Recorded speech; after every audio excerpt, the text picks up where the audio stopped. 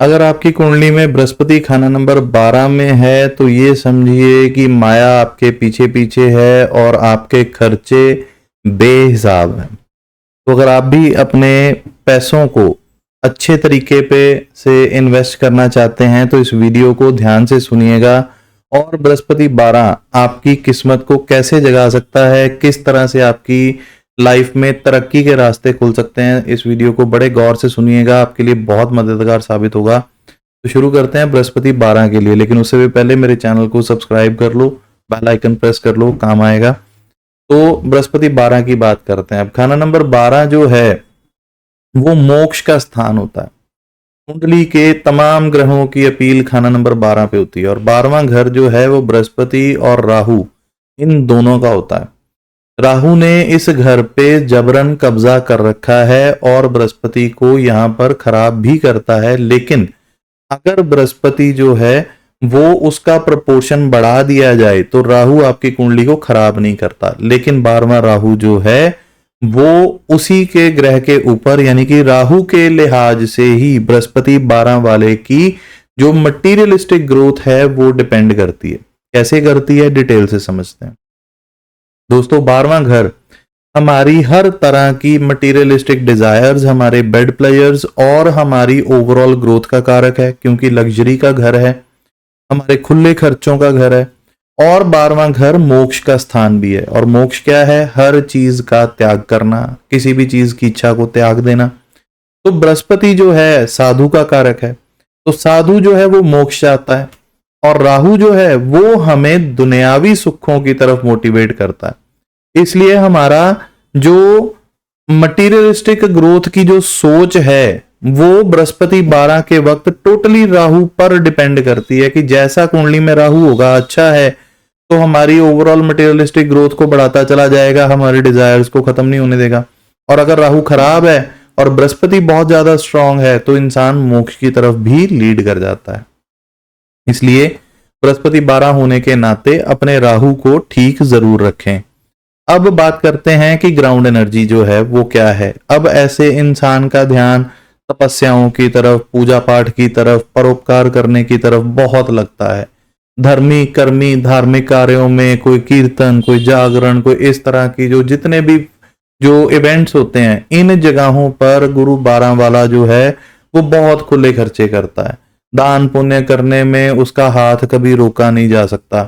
और ऐसा इंसान जितना ज्यादा धार्मिक होता चला जाता है, जितने ज्यादा लंगर बांटता चला जाता है, अपने घर में अगर वो लंगर बांटता है, अपने घर में अगर लोगों के लिए लो लंगर खोले। लो लंगर का मीनिंग क्या है? लो लंगर होती है, आपने अगर गुरुद्वारे में अगर आप कहीं गए हो तो वहां पे ना एक लोहे की टीन के नीचे भट्टी जलाते हैं, उसको लो बोलते हैं। तो लो के ऊपर एक ही समय पे 20, 25, 50 चपातियां भी सेकी जा सकती हैं। मीन टू से कि अगर खुला लंगर बृहस्पति 12 वाला अपने घर में बंटवाता है धार्मिक कार्यों के लिए, तो ऐसे शख्स के घर में गंगा बहती है। मीन्स कि पैसा, खुला पैसा आता है, खुला ही खर्च भी होता है, कोई हिसाब रखने की जरूरत महसूस नहीं होती कि भी पैसे की तंगी आएगी। इसलिए गुरु 12 वाले को धार्मिक कार्यों के लिए अपने घर पे एटलीस्ट वंस अ ईयर अपने घर पे लोगों को लंगर बंटवाना जो है उसके लिए सोने के समान है।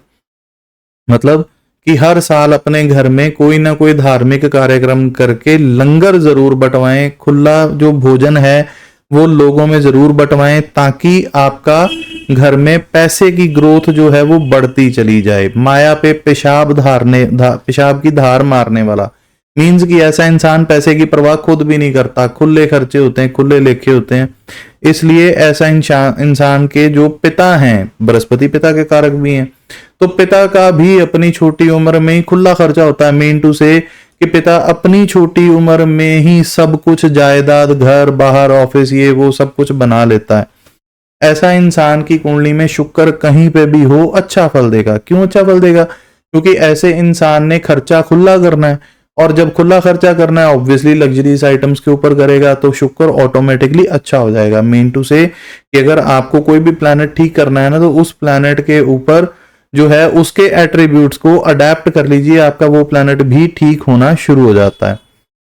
गुरु 12 वाला एक बहुत खासियत होती है तकरीबन, अगर आपकी कुंडली में गुरु 12 बहुत स्ट्रांग अवस्था में बैठा है ना, या गुरु केतु 12वें में अगर एक साथ बैठे हैं ना, तो आपके घर में आप इंसान को खुद या उसके घर में किसी ना किसी शख्स के ना कानों के ऊपर छेद के निशान होते हैं, नेचुरल बाय बर्थ होते हैं। वो क्या होता है कि पुराने जन्मों के साधु होने की निशानी होती है, मोक्ष की तरफ ध्यान बहुत जल्दी जाता है। अगर ऐसा इंसान मेडिटेशन करना शुरू कर दे तो बहुत थोड़े समय में बहुत हाई अचीवमेंट्स को गेन कर लेता है। गुरु 12 के वक्त ऐसे इंसान को ना कई बार झूठ बोलने की आदत पड़ जाती है, अगर मंदा हो जाए तो झूठ बोलना जो है वो गुरु 12 वाले के लिए शुभ नहीं रहता। ऐसे इंसान को, गुरु 12 वाले को चाहिए कि झूठ और झूठ यानी झूठा भोजन और झूठ बोलने की आदत, इन दोनों चीजों से दूर रहे। गुरु 12 वाला अगर सच बोलने वाला इंसान है, स्ट्रेट फॉरवर्ड इंसान है, तो उसका आशीर्वाद लोगों को क्या, रिश्तेदारों को क्या, पूरी दुनिया को तारने वाला हो जाता है। ऐसे इंसान को अपने मरने के बाद भी बहुत फेम मिलता है, यानी कि लोग ऐसे इंसान को बहुत देर तक याद करते रहते हैं। गुरु 12 वाला अगर खराब हो जाए ना, गुरु 12, तो ऐसा इंसान को बड़बड़ाने की आदत हो जाती है, बोलता रहता है, रुकता नहीं है। तो ऐसे इंसान को चाहिए कि कम शब्दों में अपनी बात को डिलीवर करे।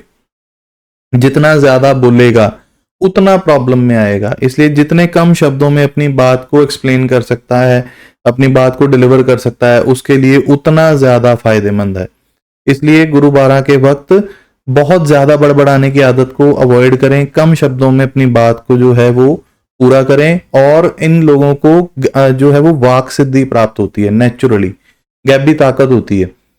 तो ये लोग जिसको भी बद्दुआ दे देते हैं या जिसको भी बुरा भला बोलते हैं, तो उसका बुरा नहीं होता, लेकिन अपना बुरा जरूर हो जाता है। इसलिए अपने मुंह से कभी भी नेगेटिव बात ना निकालें, जितना हो सके उतना पॉजिटिव बोलें, आशीर्वाद देते रहें, खुद के लिए भी पॉजिटिव बोलें और शुभ कामों पे खर्चा जो है वो करते चले जाएं।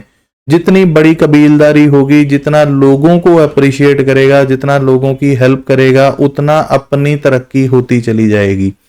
ऐसे शख्स के बुजुर्गों ने अपने परिवार में बड़ा बनने की जिम्मेदारियां खुद निभाई होती हैं। हो सकता है दादे ने अपने पूरे परिवार की पढ़ाई को स्पॉन्सर किया हो या शादियां करवाई हो, या बाप का फर्ज भाई ने या इस तरह से लोगों ने निभाए हों। तो ये सब चीजें जो हैं वो बहुत अच्छा रिजल्ट जो है वो दिखाती हैं। गुरु 12 वाले को कभी भी पीपल नहीं कटवाना चाहिए। अगर वो पीपल कटवाएगा औलाद की बलि हो जाती है, चाहे शनि कैसा भी हो, केतु कैसा भी हो। इसलिए पीपल कटवाने से परहेज रखें। शुद्ध सोना अपने घर में जरूर कायम रखें। जब तक गुरु 12 वाले का बाप जिंदा है उसको कोई टेंशन नहीं है। बाप के गुजर जाने के बाद, दादे के गुजर जाने के बाद घर में रात के वक्त अपना खरा सोना जो है वो घर में कायम रहना चाहिए। उससे आपकी लग्जरी पे कोई नुकसान नहीं आएगा। और केसर का तिलक हर रोज ऐसे इंसान को अपने माथे पर सजाना चाहिए, और वो माथे के बीचों बीच सजाना होता है। कोई ये नहीं कि आईब्रोज के मिड में करना है या ऐसे करना है वैसे करना है। माथे पर केसर का तिलक लगाते रहें, बृहस्पति आपका कायम रहेगा। सोने को सेल ना करें, गिरवी कभी ना रखें, ताकि आपका जो बृहस्पति है वो प्रॉब्लम में ना आए। ऐसे केसेस में कई बार अस्थमा की प्रॉब्लम बड़ी कॉमन हो जाती है। इसलिए कोशिश करें कि एक हेल्दी एनवायरनमेंट में रहें।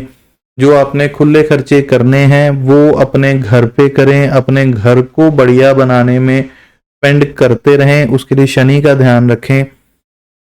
अगर आपकी कुंडली में 5वां घर डैमेज है तो औलाद के विघ्न जरूर हो जाते हैं, क्योंकि बहुत ज्यादा धार्मिक हो जाने की वजह से ऐसे शख्स का ध्यान शुक्र की तरफ से हटकर बृहस्पति तक फोकस रह जाता है। इसलिए उन सब चीजों से बचें। जितना हो सके लग्जरी की तरफ मोटिवेटेड रहें, राहु को ठीक रखें, और मोक्ष मिलेगा या नहीं वो केतु फैसला करता है। इसलिए मैं आपको यही सजेशन दूंगा कि अपने राहु को एक्टिव रख करके अपना ध्यान जो है वो मटेरियलिस्टिक डिजायर्स की तरफ रखो, ताकि मटेरियलिस्टिक ग्रोथ आपकी होती रहे। आपके आने वाली जनरेशन जो है वो आपको याद रखे। तो आपकी कुंडली के अकॉर्डिंगली, पर्टिकुलर कुंडली के अकॉर्डिंगली गुरु 12 आपके लिए क्या कर रहा है वो आपका हॉरोस्कोप ही बताएगा कि उसका कैसे कैसे कंजंक्शंस हैं। बाकी खैर, अगर आपको अपनी हॉरोस्कोप चेक करानी है मेरे नंबर पे कांटेक्ट करें, नंबर मेरा स्क्रॉल हो रहा है। बहुत बहुत शुक्रिया वीडियो सुनने के लिए। अच्छा लगा हो लाइक, कमेंट, शेयर जरूर करते रहें। बहुत बहुत धन्यवाद। Thank you very much.